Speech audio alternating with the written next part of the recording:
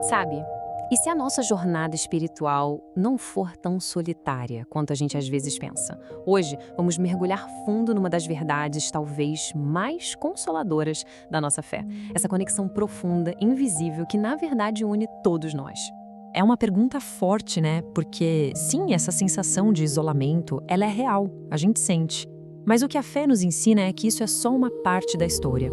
Existe algo muito maior acontecendo, uma ajuda silenciosa, que está ali, o tempo todo, nos sustentando. Olha só que momento, Saulo, por que me persegues? E quando Saulo pergunta, quem és tu? A resposta é, eu sou Jesus, a quem tu persegues.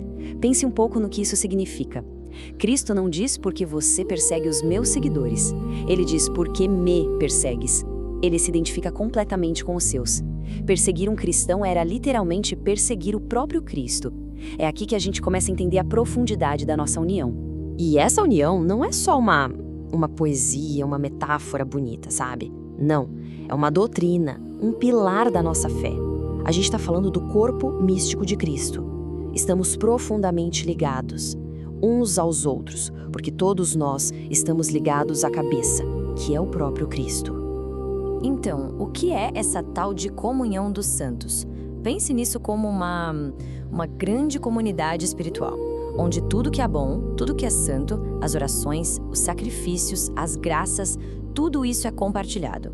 As ações de uma pessoa, de verdade, têm um impacto em todas as outras. E o mais incrível é que não estamos falando de bens materiais que acabam, não. Falamos de um tesouro imperecível, um tesouro espiritual do qual todos nós, sem exceção, fazemos parte. São Paulo explica isso de um jeito perfeito, né? Se um membro sofre, todos sofrem com ele. É exatamente isso. Essa é a nossa realidade espiritual, quer a gente perceba ou não. A alegria de um irmão na fé, ela nos eleva de verdade. E a dor de outro, mesmo de alguém que a gente nunca viu, que está lá do outro lado do mundo, de alguma forma nos afeta. Porque nós somos, de fato, um só corpo. Ok, mas como isso funciona na prática? Como é essa ajuda invisível? Bom, aí aqui está. Na maioria das vezes acontece de um jeito que os nossos olhos não conseguem ver. Mas isso não quer dizer que não seja real. Pelo contrário, os efeitos são incrivelmente reais.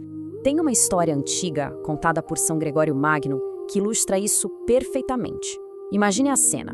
Um homem é capturado, feito prisioneiro e levado para muito, muito longe de casa. Ele está lá, num calabouço escuro, acorrentado, a quilômetros de distância de tudo e de todos que ele ama, completamente sem esperança. Enquanto isso, a esposa dele, sem notícias, acredita que ele morreu. E na sua dor, no seu luto, o que ela faz?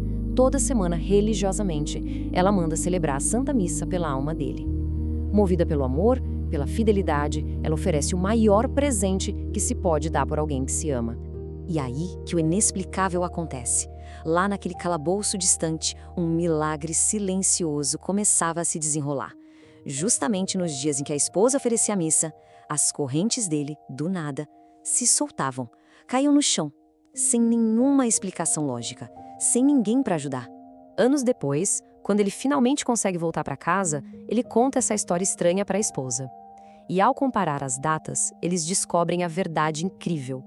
Ele era libertado das correntes exatamente na mesma hora em que o santo sacrifício era oferecido por ele. Aquele ato de amor dela, a quilômetros de distância, estava literalmente quebrando as correntes físicas dele. Agora, pare e pensa um pouco. Quantas correntes são quebradas nas nossas próprias vidas, graças às orações de pessoas que talvez a gente nunca vá conhecer? Quantas vezes fomos sustentados numa dificuldade, protegidos de um perigo ou fortalecidos na fé, por causa da oração de uma freira num convento distante ou pelo sacrifício de alguém do outro lado do mundo? A gente não vê, mas acontece. E essa conexão, essa família, ela é muito maior do que a gente imagina. Não se limita só a nós que estamos aqui caminhando na Terra. Não, ela é tão forte que atravessa a própria barreira da morte. Ela nos une a toda, absolutamente toda a família de Deus. Costumamos dizer que a igreja é uma só, mas existe em 3 estados. Primeiro, a igreja triunfante. São os santos lá no céu. Eles já venceram e agora intercedem por nós sem parar. Depois, a igreja padecente, as almas no purgatório. Elas estão se purificando e contam muito com a nossa ajuda. E por fim, a igreja militante. Somos nós, aqui na Terra, lutando a batalha diária e, o mais importante, nos apoiando uns aos outros. E sobre os santos, é fundamental entender uma coisa.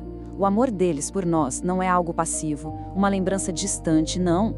É um amor ativo, urgente. Eles estão lá, na glória, vendo o que nos espera, e eles torcem, anseiam por nos ajudar a chegar lá também. São, de verdade, nossos maiores amigos e intercessores no céu. Entender tudo isso é maravilhoso, mas não pode ficar só na teoria, né? Essa verdade tão bonita nos convida a uma resposta. Como podemos, então, participar ativamente dessa corrente de graça no nosso dia a dia? Bem, existem muitas maneiras, mas vamos pensar em 3 bem concretas. Primeiro, oferecer a Santa Missa. É a oração mais poderosa, a maior ajuda que se pode dar, tanto para os vivos quanto para os falecidos. Segundo, rezar pelos que já partiram. Lembrar com carinho, especialmente das pessoas mais próximas. É um ato de caridade imenso. E terceiro, oferecer o nosso dia. Isso mesmo, o trabalho, as alegrias, até as dificuldades. Quando oferecemos isso a Deus, tudo ganha um valor espiritual gigantesco para toda a igreja. E que isso sirva de um grande encorajamento. Sabe aquele dia em que o esforço parece inútil? Pois é, mesmo nesses dias, nada do que fazemos com a intenção certa se perde. Cada ato de fidelidade, por menor que seja, cada ato de paciência, cada oração silenciosa, tudo isso está ajudando outras pessoas a crescer, gerando frutos que nem imaginamos. Então, fica aqui uma última reflexão. E não é uma pergunta só para pensar, é para sentir. Quem, neste exato momento, pode estar esperando pela sua oração para seguir em frente? Talvez uma alma no purgatório, talvez um familiar passando por uma crise, ou alguém que precisa de força e nem sabe pedir. A nossa oração pode ser agora mesmo a ajuda de que essa pessoa precisa. Louvado seja nosso Senhor Jesus Cristo, para sempre seja louvado.